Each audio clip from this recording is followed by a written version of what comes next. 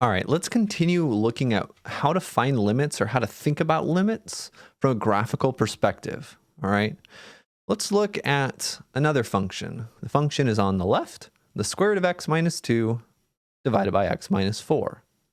And what I want to know is what is the limit here? And let's write this as f of x. I want to know what is the limit as x approaches 4.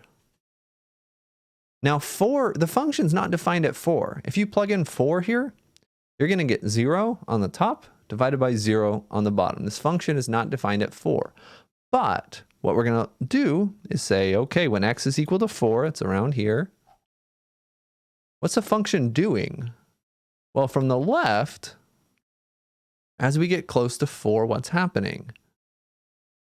Let's zoom in some more. That always looks so weird. From the left, as we get close to 4, the function looks like it may be getting close to a quarter. And from the right, again, it's approaching that same number. One way that you can kind of check this with Desmos, you can kind of plot a point. What if we plot the point 4, 0.25? Ah, yeah, that's right there. Okay, so that's another way of kind of seeing what's happening visually. You can also change your y-axes. Let's zoom in from 0.2 to 0.4 on the y-axis, 0.2 to 0.4. And you can see it a little bit more clearly that yes, it is going right. It's not touching that point, right? Because it's not defined. The function is not defined at 4, but it is approaching this point, the 0.4 comma a quarter. All right, that's an idea, one way that you can kind of think about things graphically. Let's do another one as well. And here I'm gonna move this off a little bit. I don't want to spoil it for you guys. I'm gonna graph another function.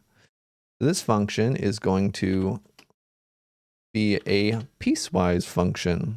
Okay, remember, piecewise functions are just functions that are defined differently at different parts of the domain.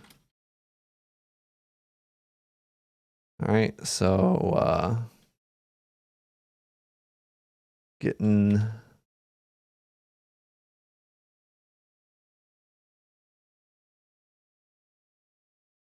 right, we have most of this function now. I should probably reset to a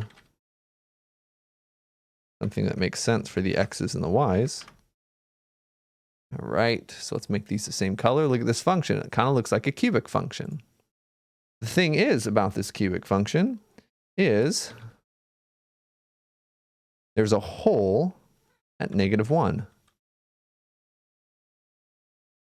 Hole at -1 right here. And there's an actual function value at -1. So this is something that's called a removable discontinuity. We're not going to worry about that too much, that phrasing. But let's look at this function. So how do we talk about the limit of this function as x approaches -1? Is the limit as x approaches -1 4? Or is the limit as x approaches -1 +3? Well, the short answer is it doesn't matter what the actual function value is. And again, this wasn't really a secret. If I type in what is f of -1, all right, Desmos doesn't know, but if we evaluated the piecewise function, we'd get that f of -1 is equal to +4. The function value is up here. But the limit, right, as we're getting close from the left, look at that y value. As we get close to this point from the left, the y value is getting really close to 3. As we approach and get really close to an x value of -1 from the right, the y value is approaching +3. So even though the x value, even though the actual function value is different from the limit, that's okay. We'd say the limit of this one, and again, I've written this down, right here, right? Find the limit x approaches -1 of f of x graphed on Desmos.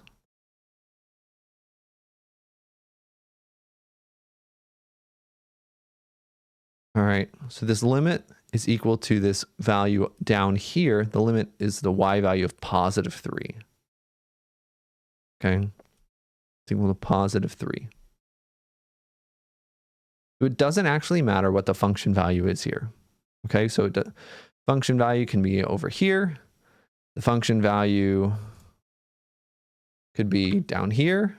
The function value doesn't change the limit. This function has the same limit. This function has the same limit. This function also has the same limit. It doesn't matter what's going on at -1, just what's going on either side. All of these functions have the same limits. All right. And there is something special that happens if the function value equals the limit. That is called continuous. All right. So this is an example of a continuous function. And this is an example of a function that is not continuous, but we're not talking about that yet. All right. But eventually we'll talk about continuity. Okay.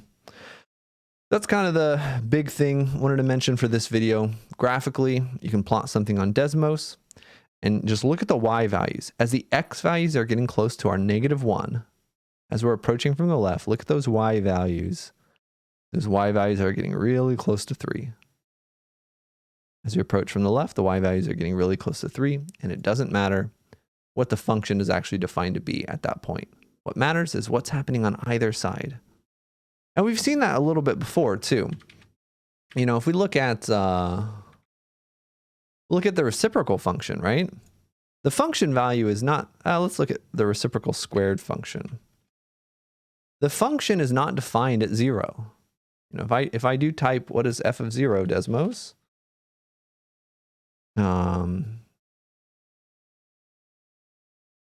Oh, it's because I used y here. If I tell this is f of x and I say, hey, Desmos, what's f of 0? It's going to say it's undefined. The function is not defined at 0. There's a vertical asymptote. But we can still say something about the limit. That's in a future video, but the limit is going to be positive infinity. Okay? And that's limits and graphs. Let me know if you have questions.